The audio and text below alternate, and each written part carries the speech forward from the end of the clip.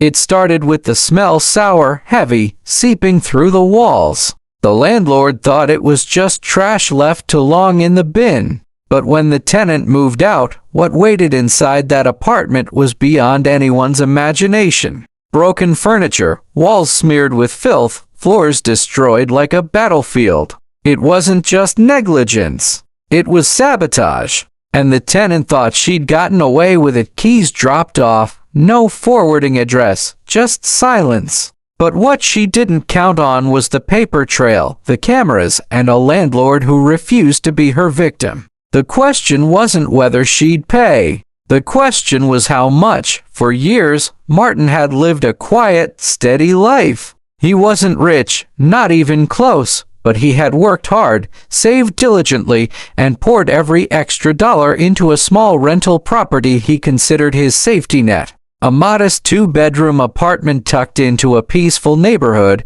It wasn't glamorous, but it was his pride. To Martin, the building was more than just walls and a roof. It was the promise that one day, when he retired from his exhausting warehouse job, he'd have something to fall back on. Every coat of paint he rolled, every light fixture he fixed with his own hands, carried that weight of hope. Martin wasn't the type to chase easy money. He screened his tenants carefully, keeping his rent reasonable because he knew what it was like to struggle. He'd been on the other side of late rent notices once, long ago. That empathy made him generous, maybe too generous at times. But most of his tenants were good people. They respected the space, paid on time, and in return, Martin made sure the place was always well kept. It wasn't just business, it was personal. When Claire applied for the apartment, she seemed like the kind of tenant landlords dreamed about. She was polite, professional, and carried herself with the air of someone dependable. She spoke about her new job, how she was excited for a fresh start, and how this little apartment felt perfect for her. Martin liked her immediately. She reminded him of his own daughter, who had moved states away years ago. Renting to Claire felt like doing a small kindness for someone who deserved it. At first, everything was as smooth as could be. Rent arrived on time, tucked neatly into envelopes with a polite note or text confirming payment. Martin would stop by occasionally to check the smoke detectors, change air filters, or mow the lawn out front. Each time, Claire would greet him warmly, chatting briefly before returning to her day. There was no drama, no hint of the storm that was quietly gathering, but Martin began noticing little things. A window left cracked open in the rain, causing water damage to the sill. Trash bins left overflowing for days at a time, even when collection was scheduled weekly. Once, when he stopped by to fix a dripping faucet, the place looked strangely cluttered, far more than he remembered from move-in day. Boxes stacked high, clothes spilling out, plates left out on counters. Nothing alarming on its own, but Martin's landlord instinct stirred uneasily. Still, he pushed the thoughts aside. Everyone let life get messy sometimes, he told himself. It wasn't his place to judge. Life outside the rental carried on as usual for Martin. His mornings began before sunrise, with coffee brewed strong enough to cut through the fog of fatigue before his warehouse shift. He'd spend hours lifting, moving, organizing pallets in a rhythm that left his body aching but his mind oddly calm. After work, he'd drive by the property on his way home, glancing at the windows, making sure everything looked in order. It became a ritual, one that gave him comfort. That apartment was more than an investment, it was a symbol of his effort, his sacrifices, his plan for the future. But beneath that routine, a subtle unease began to creep in. Rent payments, once early, began arriving closer and closer to the deadline. Small excuses followed: delayed paychecks, unexpected bills. The warm greetings at the door grew shorter, more rushed, until Claire avoided answering altogether. When Martin knocked to check in about a routine inspection, he was met with silence behind the door, though he was sure he heard movement inside. The small cracks in their landlord-tenant relationship were widening. Though he tried to convince himself it was nothing serious, he told himself she was busy. adjusting to her new job, maybe going through a rough patch. After all, people's lives were complicated. He had no right to assume the worst. But late at night, when he looked over his accounts, the numbers told a story that kept him awake. This property was supposed to be stable, predictable. If things spiraled, if rent stopped, if damage occurred, he didn't have much of a financial cushion. One disaster could wipe out years of savings. There were other signs, too, ones Martin brushed aside at first. Neighbors mentioned loud music late at night, strangers coming and going at odd hours, arguments that spilled into the hallway. He didn't want to pry, didn't want to overstep. But the image of Claire as the perfect tenant was beginning to crumble, replaced by questions he didn't want to ask.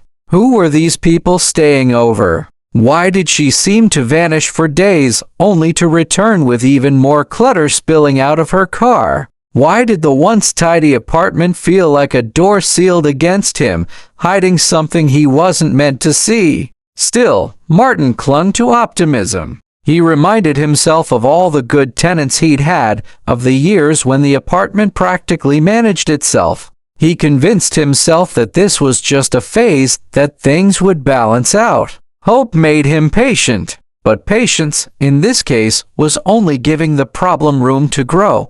What Martin didn't know was that behind that locked door, the apartment he treasured was beginning to transform. Slowly, quietly, it was slipping into ruin. And while he kept telling himself not to worry, not to assume the worst was already happening. He just hadn't seen it yet, because some tenants don't simply move out. Some leave scars. And Martin was about to learn, in the most brutal way possible, that kindness, trust, and patience come with a price. A price he never expected to pay until it was already too late. At first, the late rent seemed like a minor inconvenience. Martin told himself it happened to everyone at some point. A delayed paycheck, a miscalculation, a forgotten due date, these were normal. He'd been flexible before, and tenants had always appreciated his patience. So when Claire texted him apologizing for being a week late,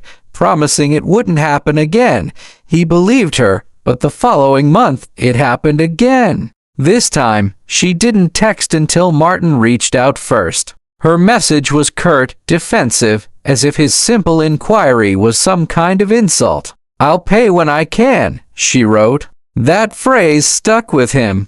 Not when I'm supposed to. Not when it's due. Just when I can. A chill spread through Martin. He'd heard those words before from other landlords, in stories he swore he'd never repeat. They were the kind of words that marked the start of a downward spiral, and sure enough, the spiral came quickly. Rent wasn't the only issue anymore. Neighbors began to complain more frequently. Loud arguments rang out past midnight. Doors slammed. Furniture scraped across the floor as if rearranged in fits of anger. Once, Martin received a call at 3 in the morning from the tenant below, saying it sounded like people were fighting upstairs.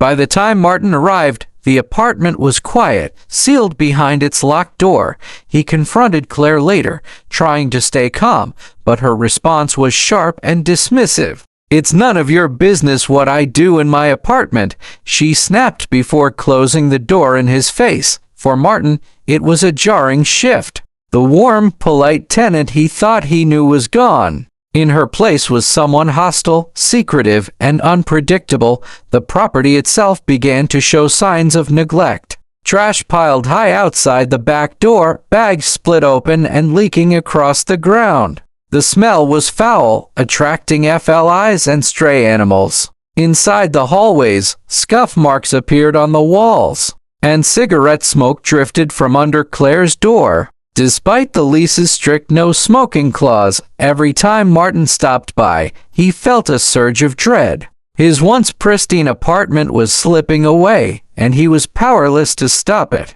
He filed polite reminders, then formal notices. Each one was ignored. Then came the threats. It started small. A note taped to his office door with scribbled words, "Stop harassing me." Martin stared at it, bewildered. He hadn't harassed anyone. He'd simply asked for rent and compliance with the lease. But soon, the accusations grew bolder. Claire sent angry emails claiming he was violating her privacy, that his inspections were illegal, that she would report him to authorities. She threatened lawsuits, restraining orders, complaints to housing boards. Martin's stomach twisted with every message. He wasn't doing anything wrong, he knew that. He kept meticulous records, receipts, photos, logs of every interaction. But still, the constant barrage wore him down. He started second-guessing himself, worrying that somehow she might twist things to her advantage. The worst part was the unpredictability. One day she'd ignore him completely. The next, she'd explode with rage. He never knew which version of Claire he would face, and the stress gnawed at him. His warehouse shifts felt longer. His nights stretched sleepless. He began to dread checking his phone, knowing another furious message could be waiting. And then, the damage began. Martin first noticed it when a neighbor reported water leaking through their ceiling. He rushed upstairs, knocked, and when there was no answer, used his key to enter legally, with emergency justification. What he saw left him speechless. The bathroom sink was running, the faucet taped open so the water spilled unchecked. Towels were stuffed into the drain, forcing the water to overflow. It cascaded onto the tile floor, soaking into the hallway carpet, dripping into the apartment below. Claire was nowhere in sight. Martin shut off the faucet, pulled the towels free, and began the frantic work of mopping up the mess. The damage was obvious: warped wood, stained ceilings, soggy carpet that would need replacement. It wasn't just negligence, it looked deliberate. But how could he prove intent? Without proof, it was just another costly accident. Days later, when he confronted her, she shrugged and said she must have forgotten to turn it off. No apology, no offer to help with repairs, just cold indifference. The next week, new complaints surfaced. Loud parties, strangers wandering the halls, cigarette butts littering the stairwell. When Martin asked her to address it, she smirked and said, "It's not my problem who visits me." The tension escalated into an invisible war. She refused to communicate politely, sending only angry, cryptic notes. Once, Martin discovered his car keyed in the parking lot, deep scratches running along the side. He couldn't prove it was her, but he didn't need to. He knew. And then, as if testing his breaking point, she stopped paying rent altogether. Not late, not partial, nothing. Martin sent notice after notice. He followed the law to the letter, documenting everything. But Claire had her own game. She filed a complaint with housing authorities, claiming Martin was an abusive landlord. She painted herself as the victim, accusing him of harassment, intimidation, even discrimination. Each accusation was a lie, but it triggered an investigation that froze Martin's ability to act quickly. The process dragged on. Weeks bled into months. All the while, Claire lived rent-free, tearing apart the apartment, daring him to fight back, and fight back he did. He gathered evidence, kept every receipt, every message, every photo. He spoke with lawyers, weighed his options, and prepared for the inevitable showdown. But with each passing day, the damage mounted, the bills grew, and his nerves frayed. The final straw came with a phone call from another tenant. A panicked voice describing a horrific stench seeping through the building. Martin rushed over, heart pounding, and when he opened Claire's door with his master key, the sight stopped him cold. Piles of garbage rotted in the corners.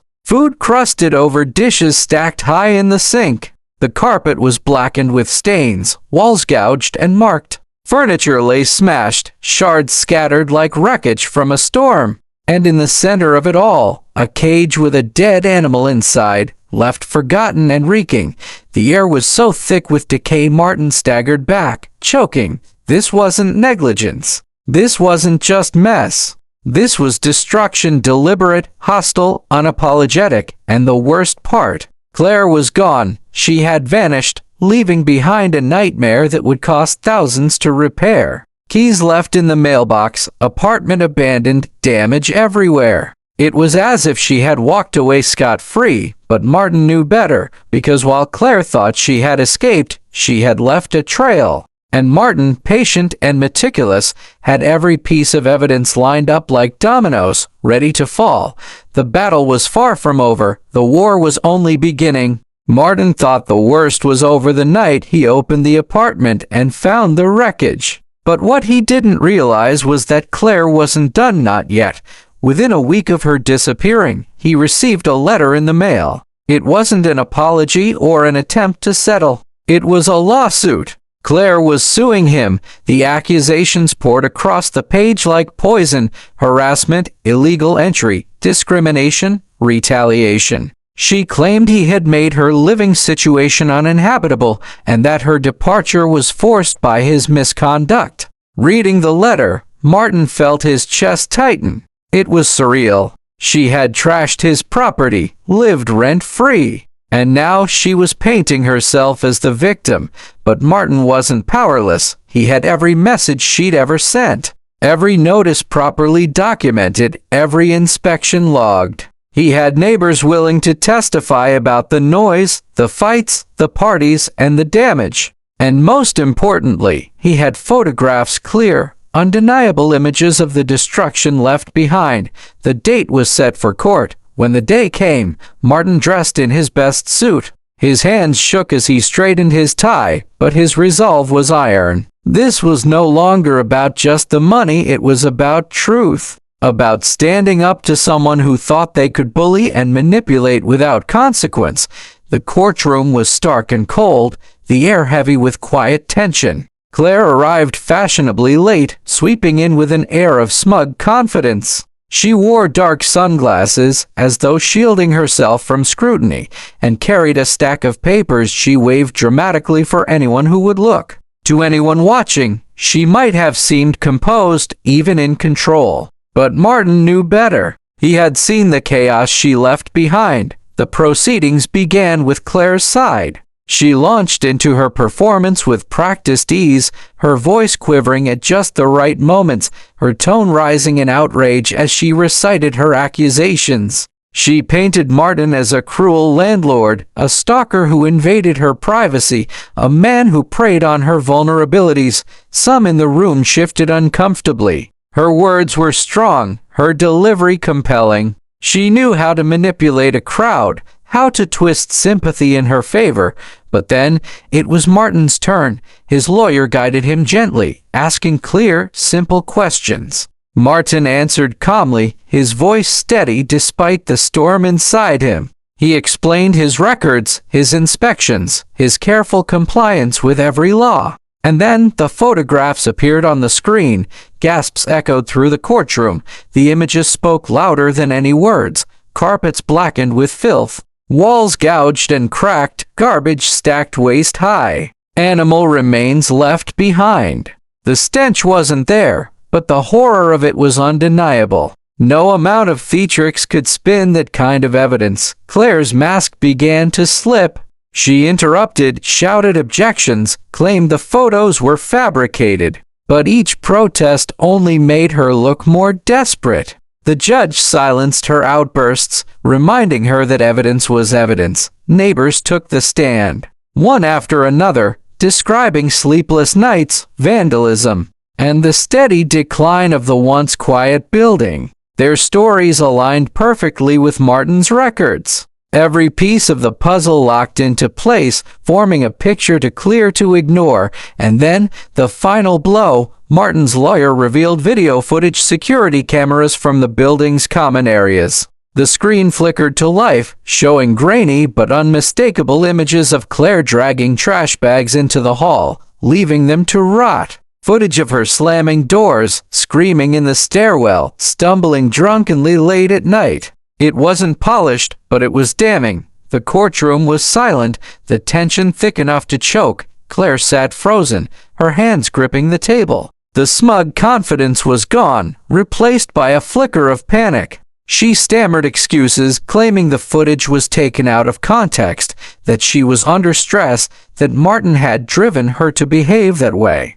But the damage was done. Her lies were unraveling, thread by thread, and then came the judge's words, measured, stern, final. The court found Claire responsible for the damages, responsible for unpaid rent, and responsible for legal costs. She would not only walk away empty-handed, but she would be forced to pay for every ounce of destruction she had caused. Martin felt a weight lift from his chest as the gavel struck. Justice wasn't always swift, but in that moment, it was absolute. But the climax wasn't over yet. As the courtroom emptied, Claire erupted. She hurled insults across the room, her voice rising to a shriek. She accused the system of corruption, the judge of bias, Martin of cruelty. Security had to step in, guiding her out as she flailed and screamed. Her carefully crafted image shattered before everyone's eyes, leaving only the truth exposed. A tenant who thought she could manipulate, bully, and destroy without consequence. Martin didn't gloat. He didn't smile or taunt. He simply gathered his papers, thanked his lawyer, and walked out with his head high. The war was over. The damage was done, yes, but so was justice. Claire had thought she could walk away. Instead, she walked straight into humiliation, her lies laid bare for all to see, and Martin, he had his vindication. The courtroom battle was over, but for Martin, the real victory wasn't just the judge's ruling. It was the silence that followed. For months, his life had been dominated by chaos, by accusations, by the gnawing dread of what waited behind that locked apartment door. Now, at last, there was calm. Claire had been ordered to pay, not just for the thousands in damages, but for every month of unpaid rent and every legal fee Martin had been forced to endure. The number was staggering, enough to crush anyone who thought they could casually walk away from responsibility. She had strutted into the courtroom certain she could outwit him, but she left with her reputation in tatters, her lies exposed, her pride in ruins, and word spread. Neighbors who had once whispered about the noise and the chaos now knew the truth. They no longer looked at Martin with suspicion, wondering if the accusations might hold some weight. Instead, they saw him as what he truly was, a man who had fought for fairness, who had stood against manipulation and deceit. The sympathy, once skewed by Claire's convincing performance, shifted fully in his direction. He wasn't the villain she had painted him to be. He was the survivor of her storm.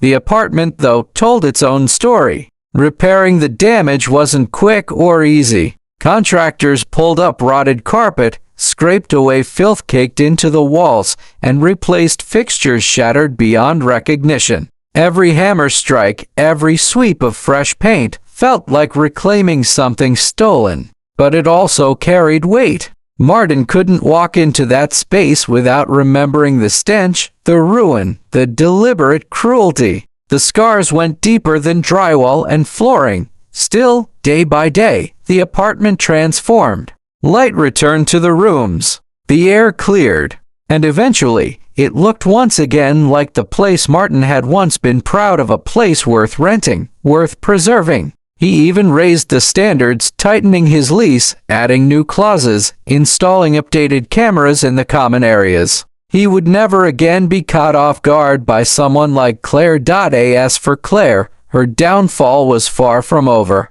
Judgments in court are more than words on paper. They follow you, shadow you, shaping every decision, every opportunity. Collections agencies hounded her, wages were garnished, credit destroyed. The life she thought she could step into so easily became an uphill battle of her own making. For every smear she tried to throw, every false accusation she had hurled, the consequences came back sharper, heavier, impossible to ignore. In a cruel twist of irony, the very system she tried to weaponize against Martin became the hammer that struck her down. She thought she could manipulate the law, twist it into her shield. Instead, the law carved through her lies and left her exposed. For Martin, the resolution wasn't just financial. It was emotional. Nights that had once stretched sleepless now settled into peace. He could sit at his kitchen table, drink his coffee, and not feel the weight of dread in his chest.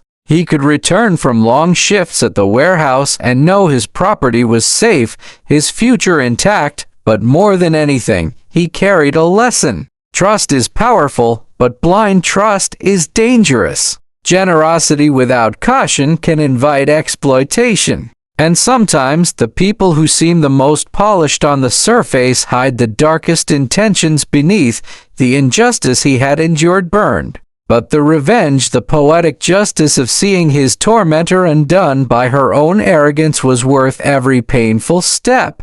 He hadn't just won in court, he had won in life, because Claire didn't just lose money. She lost credibility. She lost standing. She lost the ability to walk away smug and untouchable. Her downfall was public, humiliating, undeniable. And Martin didn't have to shout or gloat. The truth had done the work for him. Months later, when the apartment was finally rented again to a young couple eager to make it their first home, Martin stood in the doorway one last time before handing over the keys. Sunlight streamed through freshly washed windows, catching on the shine of new flooring.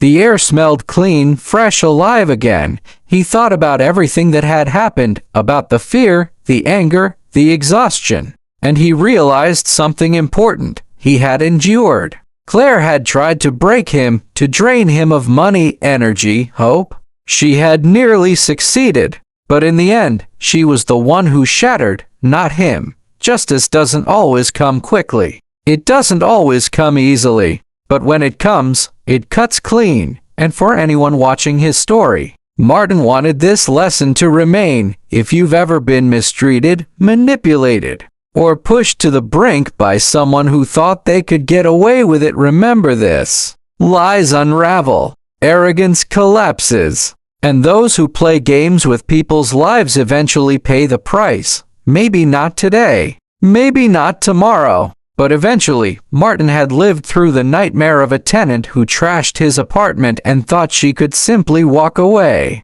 She couldn't. She didn't. She paid financially, legally, and publicly, and for every landlord, every neighbor, every person who's ever felt powerless in the face of injustice. His story stands as proof, patience, evidence, and perseverance can turn the tide. Sometimes the sweetest revenge isn't loud. It's not about shouting or fighting. It's about standing your ground, holding on to the truth, and letting time and justice do what they do best.